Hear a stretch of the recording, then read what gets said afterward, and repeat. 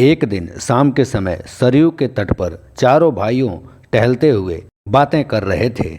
इतने में भरत जी ने भगवान श्री राम से पूछा, हे भैया, माता कैकेयी ने आपको वनवास दिलाने के लिए मंथरा के साथ मिलकर जो षड्यंत्र किया था, क्या वह राजद्रोह नहीं था? उनके षड्यंत्र के कारण एक और राज्य के भावी महाराज और महारानी को 14 वर्ष का वनवास झेलना पड़ा, तो दूसरी ओर पिता महाराज की दुखद मृत्यु हुई। ऐसे षड्यंत्र के लिए जो सामान्य नियमों के अनुसार तो मृत्युदंड दिया जाता है, फिर आपने माता कैकेयी को दंड क्यों नहीं दिया? भगवान श्री राम मुस्कुराए, बोले, जानते हो भरत, किसी कुल में एक चरित्रवान और धर्मपरायण पुत्र जन्म ले ले तो उसका जीवन उसके असंख्य पीढ़ी के पितरों के अपराधों का प्रायश्चित कर देता है। जिस माँ ने तुम जैसे महात्मा को जन्म दिया हो, उसे दंड कैसे दिया जा सकता है? इतने में भरत संतुष्ट नहीं हुए। उन्होंने कहा, यह तो मोह है भैया, और राजा का दंड विधान मोह से मुक्त होना चाहिए। कृपया एक राजा की तरह उत्तर दीजिए कि आपने माता को दंड क्यों नहीं दिया। समझिए कि वह आपसे यह प्रश्न आपका अनुज नहीं, अयोध्या का एक सामान्य नागरिक कर रहा है। श्री राम थोड़ा गंभीर हो गए।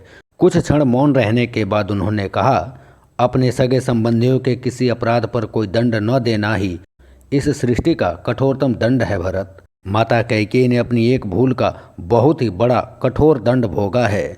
वनवास के 14 वर्षों में हम चारों भाई अपने अपने स्थान से परिस्थितियों से लड़ते रहे, पर माता कैकेयी हर क्षण मरती रही हैं।